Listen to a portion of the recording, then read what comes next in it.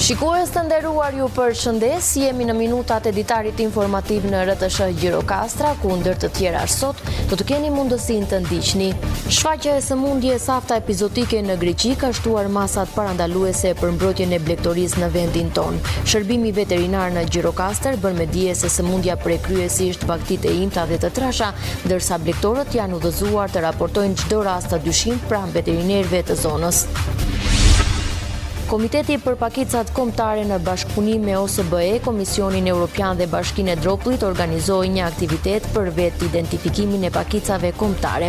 Qëllimi i këtij aktiviteti është të rrisë ndërgjegjësimin mbi të drejtën e qytetarëve për të u vetë identifikuar, si dhe promovimin e diversitetit kulturor dhe mbrojtjen e të drejtave të pakicave.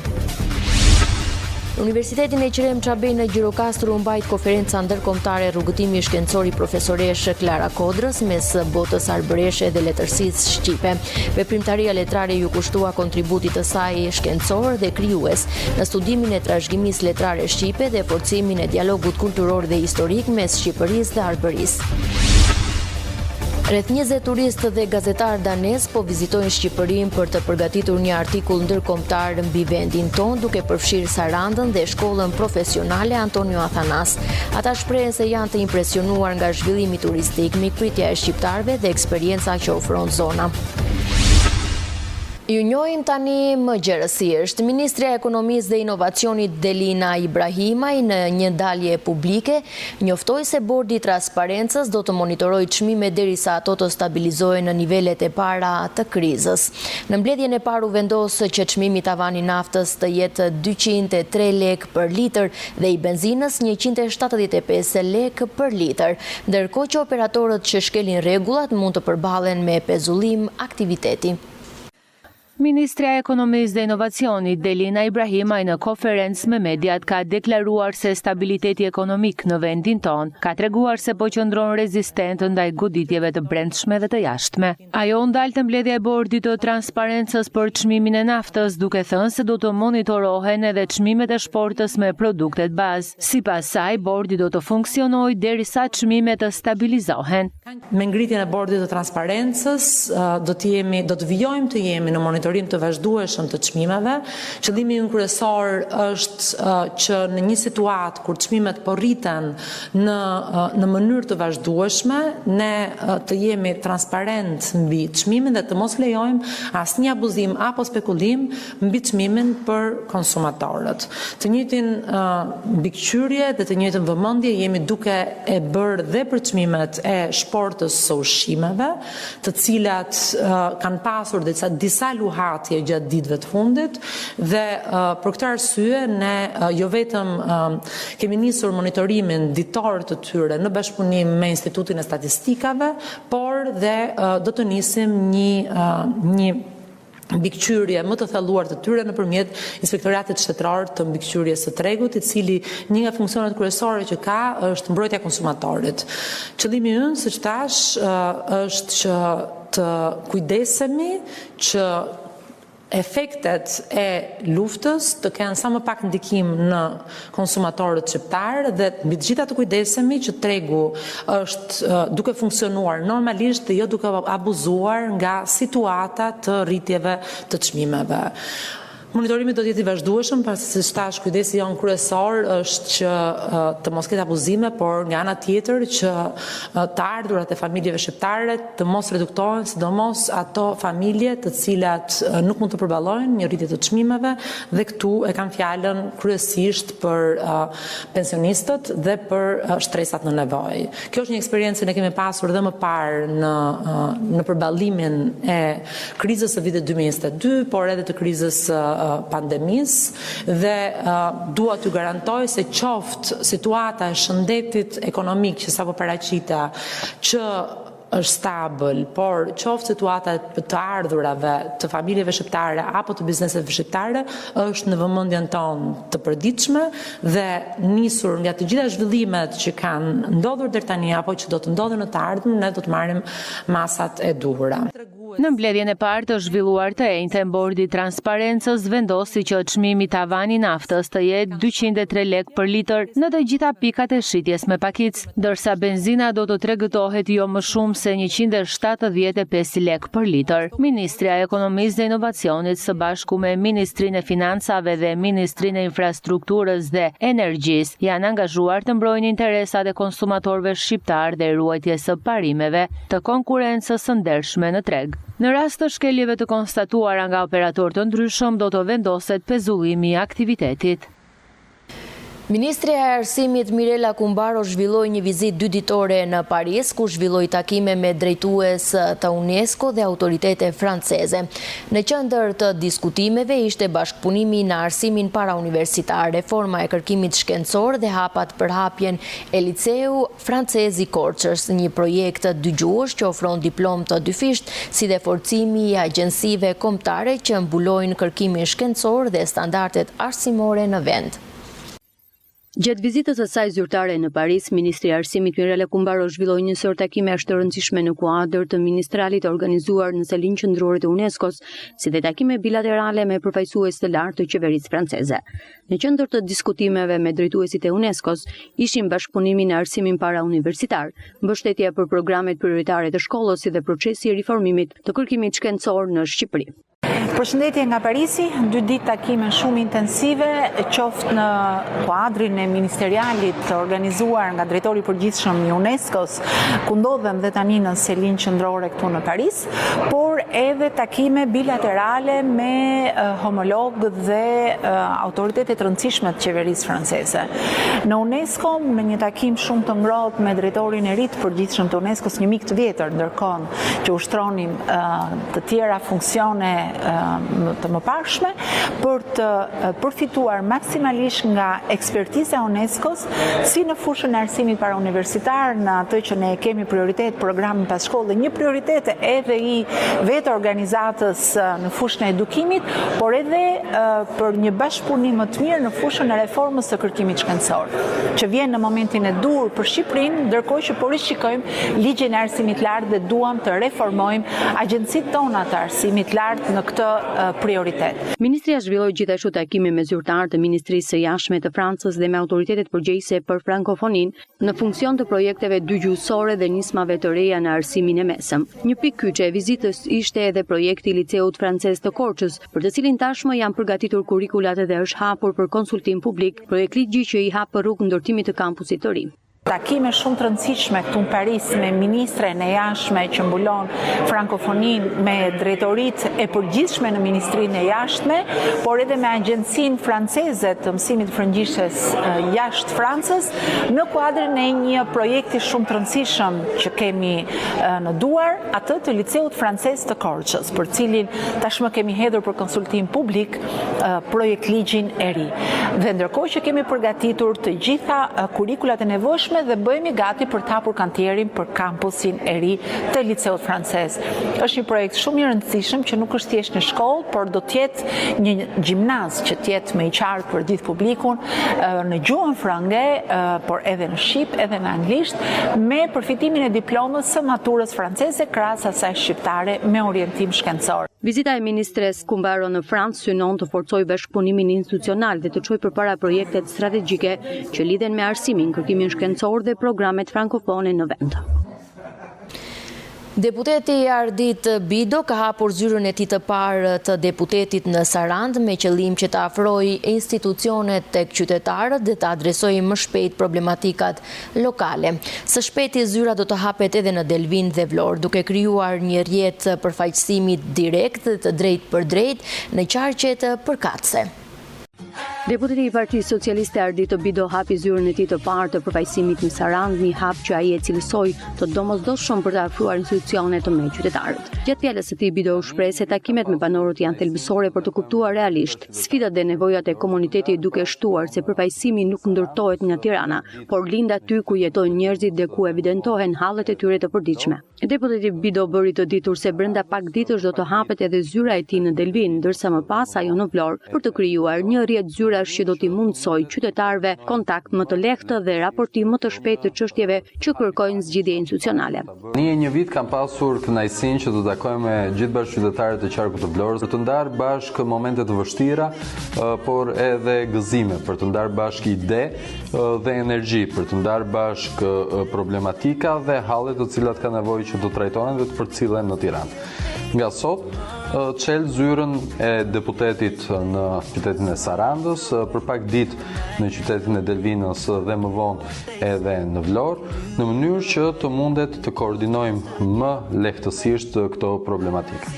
Hapja e kësaj zyre është një hap i parë, një çap i parë për ta bërë përfaqësimin më të drejtpërdrejtë, sepse unë mendoj se përfaqësimi nuk mund të vijë nga Tirana, por vjen këtu në terren me bashkëqytetarët tanë. Ajo është një pikë e grumbullimit të ideve, të energjisë sonë të përbashkët, të bashkëveprimit për interesat e komunitetit dhe për të çuar përpara edhe zgjidhjen e problematikave të cilat kemi bashkarisht në qarkun e Vlorës, e veçanërisht në qytetin e Sarandës apo në qytetin e Delvinës. Për mua, kjo nuk është thjesht një zyrë, është përgjegjësi e përditshme për të gjendur bashkë me qytetarët. Me këtë nisëm, deputeti Bido synon vendosjen e një modeli të ri komunikimi me komunitetin, të bazuar në prani të vazhdueshme në terren dhe dialog të drejtpërdrejt me njerëzit. Shfaqja e sëmundje safta epizotike në Greqi ka shtuar masat parandaluese për mbrojtjen e blegtorisë në vendin ton. Shërbimi veteriner në Gjirokastër bën me dije se sëmundja prek kryesisht baktitë e imta dhe të trasha, ndërsa blegtorët janë udhëzuar të raportojnë çdo rast të dyshimit pranë veterinerëve të zonës. Aktualisht situata mbahet nën kontroll duke garantuar sigurinë e blegtorisë dhe të tregut të mishit. Qarku i Gjirokastrës numëron 220.000 të imta dhe rreth 11.000 gjedh. Rreziku i përhapjes së sëmundjes afta epizotike në vendet fqinje ka vënë në lëvizje dhe shërbimi veterinar në Gjirokastër. Pas konfirmimit të rasteve në Greqi, institucionet përgjegjëse kanë shtuar kontrollet dhe masat parandaluese në terren. Sipas veterinerit pranë Agjencisë së Bujqësisë në Gjirokastër, Krenar Veliu, monitorimi i fermave dhe i tregëtimit të produkteve blegtorale është intensifikuar, ndërsa është kërkuar bashkëpunim maksimal nga fermerët dhe subjektet tregëtare për të parandaluar çdo rast të mundshëm infektimi. Bet fjalë për aftën epizotike është një sëmundje që prek kafshët, të sëmundje virale, prek kafshët për nuk prek njerëzit, është një sëmundje që prek kryesisht kafshët me dy thundra, lopën, deljen, dhi dhe derrat. Është një sëmundje që shfaqet me temperaturë, me fjalë, shfaqet me fluska në pjesën e mukozave të gojës, shfaqet me engjë në kurorën e thundrës edhe në midis dy gishtave. Dhe është një sëmundje që shkakton dëm ekonomik. Shqipëria është shtet i pastër nga afta epizotike, po gjithon në ta Greqia dhe Kipru është sëmundje që andej dhe ne kemi marrë informacionin nga drejtoria nga KVMP-ja dhe bëjmë sensibilizimin e fermave dhe të fermerëve duke i njoftuar, kemi vënë postera, kemi dërguar dhe postera, i kemi vënë këtu në drejtori postera, kemi shfaqse këtu dhe këtu vijnë fermerët ku i sensibilizojnë që thomi ç'është afta epizotike, kë kafsh prek, ç'rrezik ka. Qarku i Gjirokastrës numëron 220.000 të imta dhe rreth 11.000 gjedh. Specialistët apelojnë që çdo shenjë dyshim tek bagëti të raportohet menjëherë nga ana e blegtorëve. Fermerët për çdo e dinë, po ne ja u rikujtojmë që ata mbajnë kontaktin jo vetëm për të sëmundje, po dhe sëmundje të tjera që janë, qoftë këto që vijnë nga jashtë, qoftë këto që janë këtu, ata mbajnë kontakt dhe mundohet të mbajnë kontakt me veterinerin që kanë më afër, veterineri shërbimit dhe që janë në përreth, në përgjithësi administrative, në për fshatra ku ka veteriner, gjithmonë për të paraqitur tek ata të gjitha shqetësimet. Ndaj dhe ju thuhet se nëse një kafsh i preken mukozat nuk kanë dot ushqim. Shqetësohet fermeri, po nuk është vetëm kjo sëmundje që shkakton këtë gjë. Dhe fermeri interesohet, nuk është se nuk interesohet. Qëllimi mbetet mbajtja nën kontroll e situatës dhe parandalimi i përhapjes së sëmundjes në territorin e qarkut. Komiteti për pakicat kombëtare në bashkëpunim me OSBE, Komisionin Evropian dhe Bashkinë Dropull organizojnë një aktivitet për vetë identifikimin e pakicave kombëtare. Qëllimi i këtij aktiviteti është të rrisë ndërgjegjësimin mbi të drejtën e qytetarëve për të vetë identifikuar, si dhe promovimin e diversitetit kulturor dhe mbrojtjen e të drejtave të pakicave.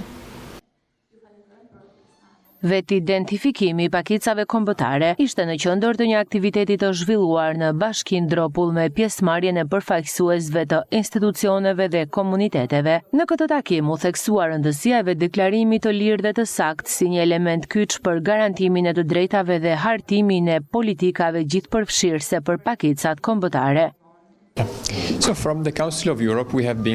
Ne të Këshillit të Europës jemi marrë me mbrojtjen e pakicave kombëtare në bashkëpunim me autoritetet shqiptare për të rritur nivelin e mbrojtjes së tyre. Me ndihmën tonë Shqipëria ka implementimin e 3 akteve nënligjore në mbrojtje dhe në identifikimin e pakicave kombëtare në Shqipëri. Njerëzit shpesh e njohin veten si pjesë e një komuniteti, por nuk din ta shprehin dhe ne i ndihmojmë në këtë drejtim.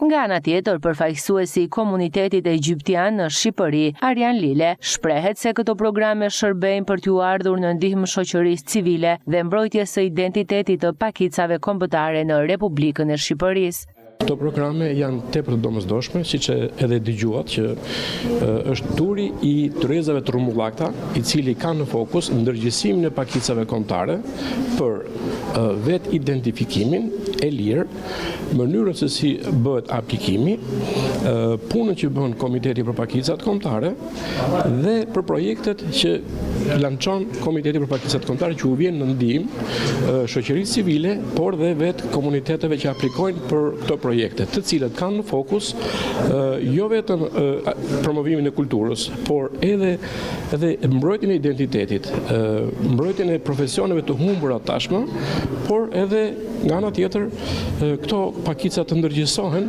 për ekzistencën e tyre në ato vende ku bashkëtesa është shumë e bukur dhe shumë e mirë. Pjesëmarrësit u ndalën edhe tek nevoja për rritjen e ndërgjegjësimit të qytetarëve, në mënyrë që procesi i vetë identifikimit të jetë sa më i besueshëm dhe efektiv. Aktiviteti u organizua nga Komuniteti për pakicat kombëtare në bashkëpunim me OSBE, Këshilli i Evropës dhe Bashkia Dropull. Në Universitetin e Qerem Çabej në Gjirokastër u mbajt konferenca ndërkombëtare rrugëtimi shkencor i profesoresh Klara Kodrës mes botës arbëreshe dhe letërsisë shqipe.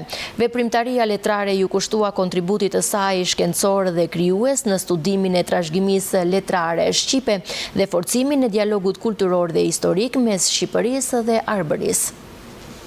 Rrugëtimi shkencor i profesoreshës Klara Kodra mes botës arbëreshe dhe letërsisë shqipe ishte konferenca ndërkombëtare që u mbajt sot në Gjirokastër. Aktiviteti 60 vjeçar i studiueses, kritikes letrare e poetes me origjinë nga qyteti Gurtë erdhi përmes kumtesave të mbajtura nga pedagog të Universitetit e Qerem Çabej e studiuesve të ardhur edhe nga Kosova e Maqedonia e Veriut. Ajo që vëre unë është që letërsisë nuk do t'i kthehet më Klara Kodra dhe këtë e them me sinqeritet shumë të madh. E them këtë sepse pasi kam lexuar veprat e saj, mund të them që Klara ka qenë shumë, domethënë, koncize, strikte, aty ku duhet kritikuar, kritikonte, ku ka qenë studiuese në optikën e saj, ka qenë studiuese. Ky event shkencor u organizua me iniciativën e Qendrës së Studimeve dhe Publikimeve për Arbëreshët në bashkëpunim me Universitetin e Qerem Çabej.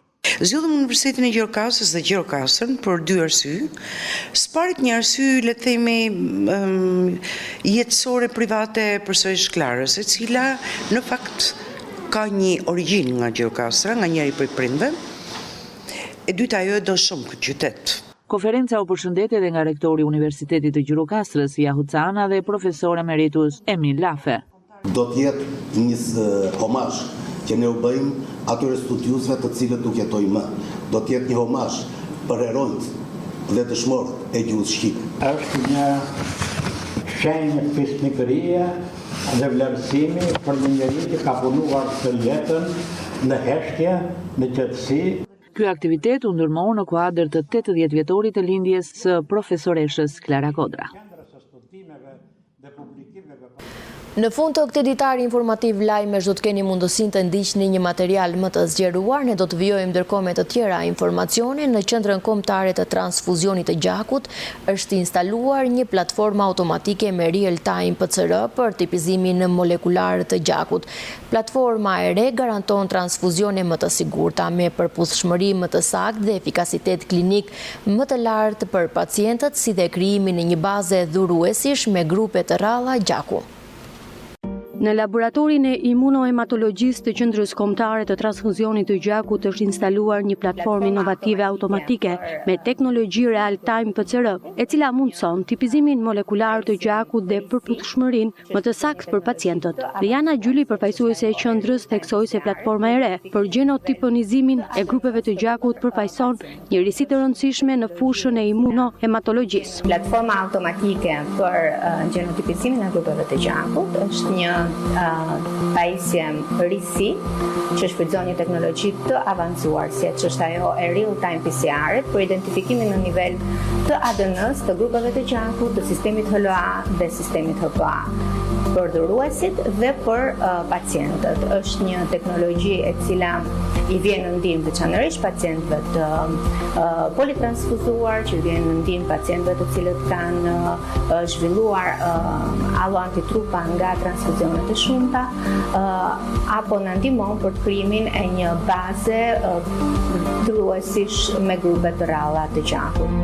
Gjyli shtoi se platforma e re do të mundsojë ofrimin e një shërbimi më të sigurt për pacientët, me transfuzione dhe kompetent të gjakut me përputhshmëri më të saktë, më pak riskje dhe efikasitet klinik më të mirë. Në këtë mënyrë do të kemi mundësi që të ofrojmë një shërbim më të sigurt për pacientët tanë, të cilët do të kenë mundësi të marrin transfuzione të gjakut apo të komponenteve të tjerë të gjakut me një përputhshmëri më të saktë, me më pak riskje për reaksione nga transfuzioni dhe me një efikasitet klinik më të mirë. Platforma për tipizimin molekular të grupeve të gjakut është një pajisje e teknologjisë së fundit, tërësisht automatizuar dhe pajisur me të gjithë elementët teknik për një qendër transfuzioni moderne. Kjo teknologji vjen si një mbështetje e rëndësishme për transfuzione dhe transplante më të sigurta.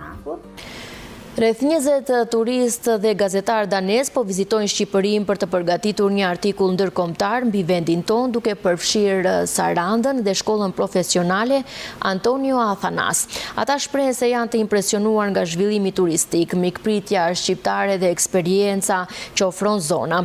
Përfshirja e shkollës profesionale tregon rëndësinë e formimit të rinjve dhe kontributin në promovimin e Shqipërisë si një destinacion unik në arenën ndërkombëtare. Rreth 20 turistë danez të cilët po vizitojnë Shqipërinë kanë nisur përgatitjen e një artikulli mbi vendin tonë. Gjatë udhëtimit të tyre në disa qytete dhe destinacione, ata kanë zgjedhur të përfshinë edhe Sarandën si një nga ndalesat kryesore të itinerarit. Turistët shprehen se Shqipëria dhe veçanërisht Saranda janë përzgjedhur për shkak të zhvillimit të madh turistik dhe rritjes së vëmendjes ndërkombëtare që ka marrë vendi vitet e fundit. Ata theksojnë se janë të impresionuar nga potenciali i zonës dhe eksperiencat që ajo ofron. Zgjodha Shqipërinë sepse tashmë është një vend që po përflitet shumë. Çdo turist mund të vijë në Shqipëri kohët e fundit dhe duket sikur për 10 vjet Shqipëria do të ketë një bum shumë të madh turistik. Njerëzit këtu janë shumë mikpritës. Sigurisht që historia është interesante, por për mua është shumë e rëndësishme mënyra se si jeta kulturore si popull ndërthuret me natyrën. Më duket shumë e bukur kjo gjë. Unë jam gazetar, kështu që gjithçka që ndodh më tërheq. First and foremost, wanted to visit Albania. Donim të vizitonim Shqipërinë dhe ta përfshim në këtë artikull sepse na kanë krenuar shumë. Më pëlqen shumë natyra dhe njerëzit. Ishim në Greqi dhe në vende të tjera, por Shqipëria na pëlqen shumë. Mendoj se kjo është mënyra më e mirë që popullsia daneze ta njohë Shqipërinë ashtu siç duhet. Zhvillimi që po merr ky vend dhe atë që ofron. Në qytetin e Sarandës, grupi të huajve është ndalur edhe në shkollën profesionale Antonio Athanasi, të cilën ka vendosur të përfshinë në artikullin e tyre si një nga eksperiencat më të veçanta të vizitës, duke vlerësuar rolin e saj në formimin profesional të rinjve. Kjo tingëllon si një punë me shumë vlera.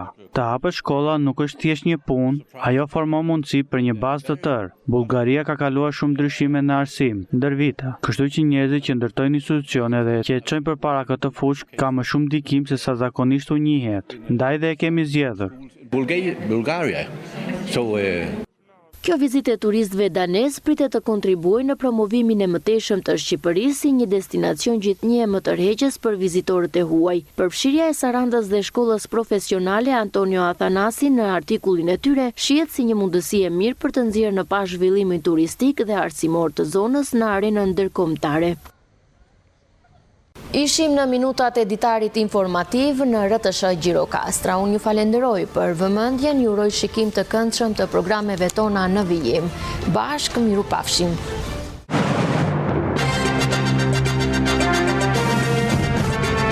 Rrugëtimi shkencor i profesoreshës Klara Kodra mes botës arbëreshe dhe letërsisë shqipe ishte konferenca ndërkombëtare që u mbajt sot në Gjirokastër. Aktiviteti 60 vjeçar i studiueses, kritikes letrare e poetes me origjinë nga qyteti Gurtë erdhi përmes kumtesave të mbajtura nga pedagogët të Universitetit e Qerem Çabej, e studiuesve të ardhur edhe nga Kosova e Maqedonia e Veriut. Në jetën akademike, profesionale time, kam njohur shumë figura të letërsisë shqipe, të letërsisë botërore, e ndërto kam njohur Klara Kodrën.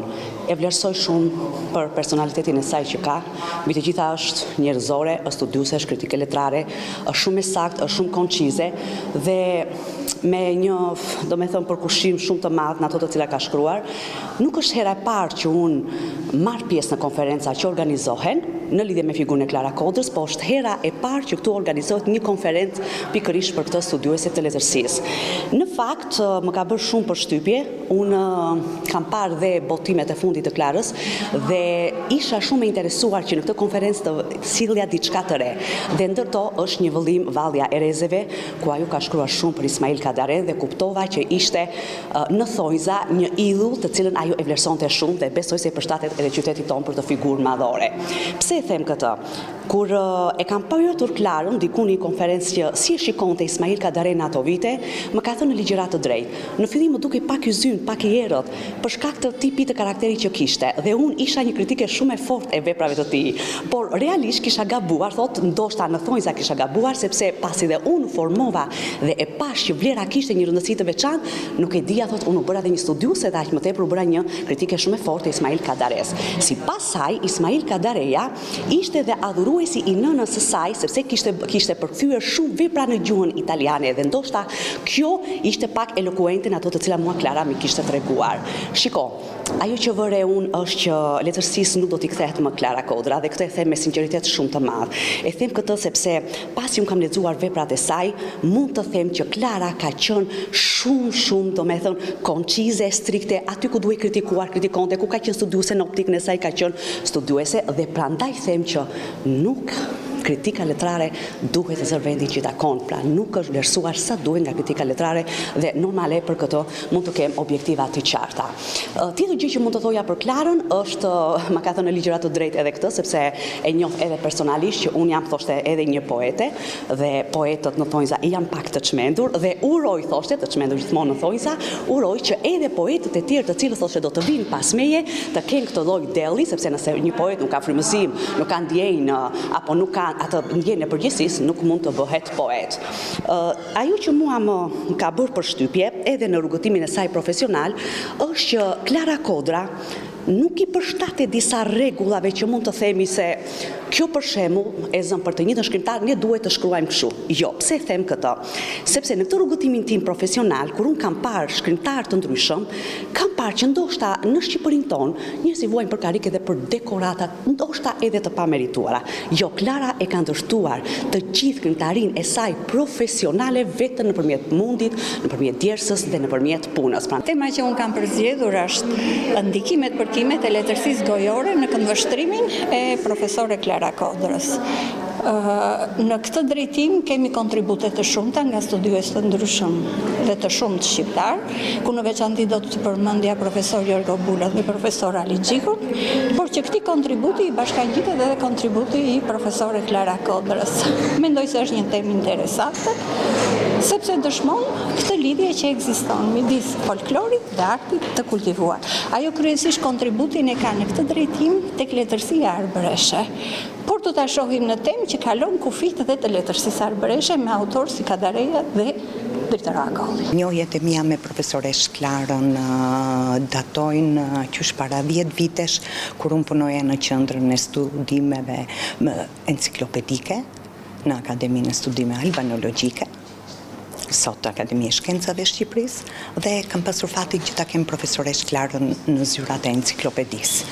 Që aty ka nisur bashkëpunimi me të, është kurorësuar me pjesëmarrjen në shtator të vitit 2019 me një konferencë në Universitetin e Kalabrisë, kushtuar 200 vjetorit të lindjes Santorit, arbëreshit pak i njohur më parë, por që këto vitet e fundit është njohur për veprën e tij si shkrimtar, si romancier.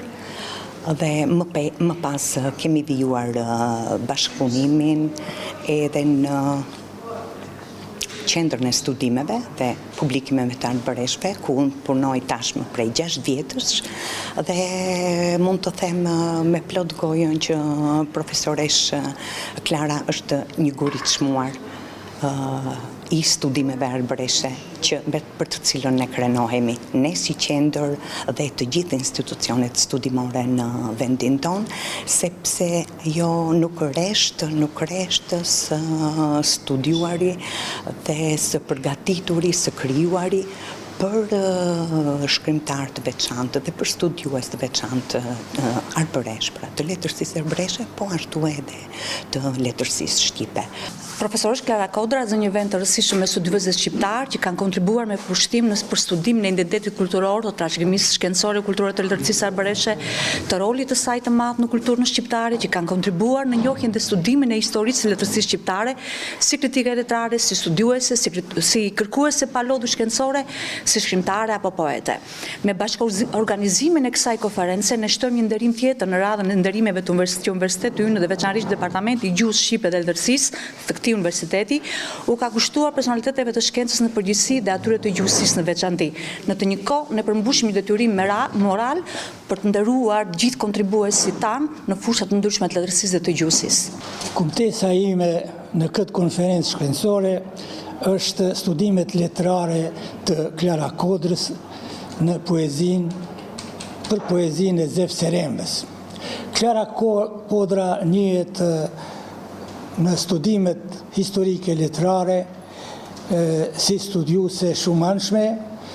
Ajo ka botuar artikuj, studime dhe shumë monografi. Është e pranishme në tërë literaturën për letërsinë arbëreshe. Në Kosovë të gjitha botimet si thoshe kanë të pranishme Klara Kodrën, dhe ajo është veçanërisht në ato kompletet e veprave kushtuar Zef Serembës. Mund të themi se studimi për poezinë e Zef Serembës i kësaj studiuese të shquar të letërsisë arbëreshe dhe të letërsisë shqipe zë vendin qendror, sepse ajo duke lexuar, duke studiuar Zef Serembën, ka ardhur në përfundim se ai është ndër poetët më të veçantë dhe siç thot ajo, është një romantik jo tipik, në kuptimin se shquhet me vlera të larta artistike, por në të njëjtën kohë ajo që arrin të paraqes si risi për studimet e letërsisë arbëreshe, veçanërisht për Zef Serembën, ka të bëjë me atë parafrimin që kjo bën me midis Zef Serengës dhe Ironim Deradës. Ky event shkencor u organizua me iniciativën e Qendrës së Studimeve dhe Publikimeve për Arbëreshët në bashkëpunim me Universitetin Ekrem Çabej. Ka një aktivitet i cili do të përbante shumë autorë, ndoshta edhe për shumë vetë. Edhe bëhet fjalë për një person. Të këtilla statura studiuesish kanë sjellë në Shqipëri një arav njerëzish, duke filluar nga fillim shekulli i kaluar dhe ndoshta gjykoj që përsëri Shkodra është njëra prej tyre në këtë staturë të klasike të studiuesit. Ajo ka eksploruar një seri fushash, të cilat janë duke filluar nga studimi i historisë së letërsisë dhe i letërsisë shqipe, po aq sa i letërsisë arbëreshe. Po aq edhe i faktit të zgjodhëm Universitetin e Gjirokastrës dhe Gjirokastrën për dy arsye. Së parit një arsye, le të themi, jetësore private përsëri Klarës, e cila në fakt ka një origjinë nga Gjirokastra, nga njëri prej prindve. E dyta, ajo e do shumë këtë qytet. Nësa nga na jonë ishte kënaqësia që ne të bashkëpunonim me këtë universitet. Do të thënë në serinë e universiteteve që ne bashkëpunojmë brenda Shqipërisë, në Kosovë dhe në Maqedoninë e Veriut, me Universitetin e Gjirokastrës nuk kemi bërë. Unë duhet të kujtoj vetëm një element i cili mendoj se është lensa për gjithë. Mban një emër të ndritur si ai i Ekrem Çabejt. Unë mendoj se është një peshë shumë e madhe në këtë rast nga vetë universiteti, që të mbaj emra të cilat jo vetëm thjesht sigurisht i bëjnë nder, por që të vënë në përgjegjësinë për të qenë në një nivel të duhur për ta përligjur disi këtë nderim që është bërë këtij universiteti. Konferenca u përshëndet edhe nga rektori i Universitetit të Gjirokastrës, Yahut Cana, dhe profesor emeritus Emil Lafe. Është kënaqësi e veçantë që të ndodhemi së bashku këtu në këtë sallë për të promovuar një nga figurat më të shkruara të studimeve në fushën e gjuhësisë. Tashëm Universiteti i Gjirokastrës, gjithnjë më shumë, krahas rolit të saj në edukimin e brezave të ri, në formimin e kuadrove të ardhshëm, në fushën e arsimit, por dhe në fusha të tjera sipas programeve që afrojmë, ne po shndrohemi gjithnjë më shumë në një qendër kërkimore shkencore, ashtu sikurse janë dhe universitetet e Europës Perëndimore dhe më gjerë. Për këtë fakt flet edhe kjo konferencë që organizohet sot në bashkëpunim me Institutin e Studimeve për Arbëreshët dhe Universitetit Ekrem Çabej të Gjirokastrës. Unë dua të falenderoj në mënyrë të veçantë të gjithë ju profesorë të nderuar që keni lëvruar për një kohë të gjatë studimet në fushën e gjuhësisë. Ashtu sikurse dihet, tashëm gjuha shqipe po përballet me vështirësi të jashtëzakonshme në kuadrin e globalizimit. Aq sa dhe neve sot në shumë edhe madja kjo është më e keqja dhe në shkresa zyrtare përdorin vend e pa vend fjalë të huaja, sidomos me anglisht. Por duke harruar dhe duke rënduar në kurriz të gjuhës sonë antare. Për këtë gjuhë, të cilët me dhjetra rilindas tanë shkrim pasurinë e tyre dhe jetën e tyre për ta ruajtur si një gjuhë dhe si një aset. Në ditët e sotme, ruajtja e kësaj gjuhe, pasurimi i saj, ngelet një nga sfidat më të mëdha. Prandaj, në këtë konferencë, organizimin e kësaj konference, sot ju përgjigjen emrat më të shquar të studimeve të gjuhës shqipe. Kjo konferencë do t'i shërbej akoma dhe më shumë ruajtjes së vlerave të kësaj gjuhe. Do të jetë një homazh që ne u bëjmë atyre studiusve të cilët nuk jetojnë më. Do të jetë një homazh për heronjt dhe dëshmorët e gjuhës shqipe, sepse ne jemi ndoshta i vetmi kom në botë që kemi heroj dhe dëshmorë për gjuhën. Ndërkohë që komeve të tjera nuk ishte dashur të kishin dëshmorë dhe heroj, shqiptarët për të ruajtur gjuhën e tyre antare, shqiptarëve është dashur të luftojnë në dy fronte, si për të ruajtur pavarësinë, por mbi të gjitha për të ruajtur arsimin dhe gjuhën shqipe. Keni punuar një jetë të tërë në një institut dhe ishte shumë miqësore me mua. Ajo Gjirokastrite, po dhe unë Gjirokastrit jam. Jo nga qyteti, po nga Lavovekricit, këtu afër, fshati bukur, është më shumë se një konferencë shkencore, është një shenjë fisnikërie dhe vlerësimi për një njeri që ka punuar të jetën në heshtje, në qetësi dhe nuk ka pasur gëzime të tjera veç punës së saj shkencore që e ka mbajtur në gjendje shpirtërore gjithmonë të ngritur. Klara Kodra në shkrimet e saj dallohet për qartësinë e argumentimit, për thjeshtësinë e gjuhës, është e kuptueshme, sepse më falni këta që merren me letërsinë, unë kur i lexoj, këto ka shumë formulime të ngatëruara ndonjëherë që duhet ta lexosh një herë, dy herë, tre herë, ta kuptosh. Ne të gjuhës duam më shumë qartësi. E Klara është shumë e qartë. Gjirokastra ka një tradit në studimet arbëreshe. Profesor Çabej është e mirënjohur në këtë fushë. Por pas profesor Çabej, dua të përmend një student të tij, edhe mikun tim Ali Xhikun, edhe ai Gjirokastrit, që është vijues i punës e Kerem Çabejt në studimet arbëreshe në një farë kuptimi. Dhe pas Ali Xhikut, Klara Kodra, urojmë që dhe të tjerë të jenë në këtë hulli të studimeve arbëreshe. Ky aktivitet u ndërmor në kuadër të 80 vjetorit të lindjes së profesoreshës Klara Kodra.